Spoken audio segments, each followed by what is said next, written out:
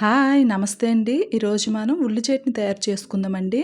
చాలా ఫాస్ట్‌గా అయిపోతుంది. మనకి ఇడ్లీలోకి, దోసల్లోకి, చపాతీలోకి చాలా టేస్ట్‌గా ఉంటుందండి. ఇలా తయారు చేసుకుందాం. ముందుగా ఒక కడాయి పొయ్యి మీద వేసుకొని, అందులో 2 టేబుల్ స్పూన్స్ ఆయిల్ వేసుకుంటున్నానండి.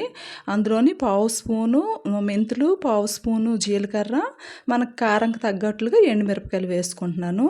ఇవి బాగా వేగనిచ్చి ఒక 3 ఉల్లిపాయలండి, పెద్ద సైజు ఉల్లిపాయలు ఒక 3 అంటే మనకి పావు కిలో ఉంటాయి.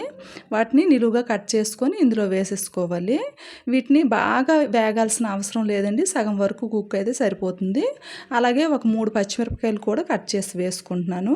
మన కారం తగ్గట్లుగా అడ్జస్ట్ చేసుకోవాలి. అలాగే అల్లం ముక్కలు ఒక 2 ఇంచుల వరకు అల్లం ముక్కలు చిన్న చిన్న పీసెస్గా కట్ చేసుకొని వేసుకుంటున్నానండి. ఇందులో తగినంత సాల్ట్ కూడా వేసుకుంటున్నాను. అలాగే పసుపు వేసుకొని మనము వీటన్నింటిని కలిపేసేసుకోవాలి. బాగా వేగాల్సిన పని లేదండి. సగం వరకు కుక్ అయితే సరిపోతుంది.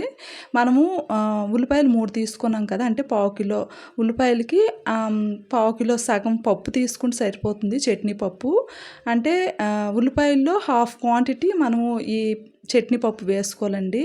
చట్నీ పప్పు అంటే పుట్నాల పప్పు ఉంటుంది కదా, దాన్ని ఇలా చల్లారిన తర్వాత మెత్తగా మిక్సీ పట్టేసుకోవాలి. ఇప్పుడు పోపు పట్టేసుకోవడమని కళాయి పొయ్యి మీద వేసుకొని అందులో ఆయిల్ వేసుకొని వెల్లుల్లి వేసుకున్నానండి. వెల్లుల్లి ఫ్లేవర్ వేసుకుంటే చాలా బాగుంటుంది. కచ్చపచ్చగా దంచేసి వేసుకుంటున్నాను. అలాగే శనగపప్పు, మినపప్పు, ఆవాలు, జీలకర్ర, ఎండుమిరపకాయలు, కరివేపాకు, అలాగే ఇంగువ వేసుకుంటే మంచి టేస్ట్ వస్తుందండి చట్నీకి. ఇంగువ కూడా ఒక పావు టేబుల్ స్పూన్ వరకు వేసుకుంటున్నాను. వీటన్నింటినీ బాగా వేయించేసి స్టవ్ ఆఫ్ చేసేసి మనం మిక్సీ పట్టి ఉంచుకున్న మిశ్రమాన్ని ఇందులో వేసేసుకోవడమేనండి. ఇలా చేసుకుంటే చాలా చాలా టేస్టీగా ఉంటుంది. మనకి ఇంట్లోని పల్లీలు గట్రా లేనప్పుడు ఇలా చేసుకుంటే మనకి ఈజీగా అయిపోతుంది. చాలా టేస్టీగా ఉంటుందండి. ఈ చట్నీ అయితే మా అత్తగారి దగ్గర నేర్చుకున్నాను. చాలా టేస్టీగా ఉంటుంది. ఒకసారి ట్రై చేయండి. మీకు కనుక నా వీడియోస్ నచ్చితే ప్లీజ్ లైక్ చేయండి, సబ్స్క్రైబ్ అవ్వండి. ఇంకా సపోర్ట్ చేస్తూ ఉంటారని ఆశిస్తూ ఉన్నాను.